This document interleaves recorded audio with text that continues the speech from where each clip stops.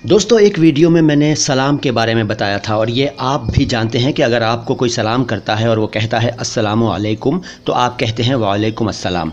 लेकिन क्या आप जानते हैं कि हम ये जो कहते हैं या सुनते हैं इसका इस्तेमाल कुछ और है? जी हाँ, अस्सलामु अलैकुम का मतलब है आप सब पर सलामती हो, यानी आप एक साथ एक से ज़्यादा लोगों को सलाम कर रहे हो तब ये बोलना चाहिए अस्सलामु अलैकुम।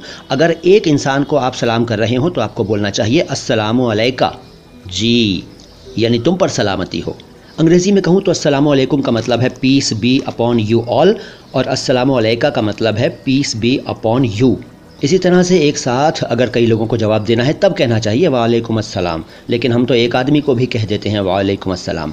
इसका मतलब है और तुम सब पर भी सलामती हो, and peace be upon you all to.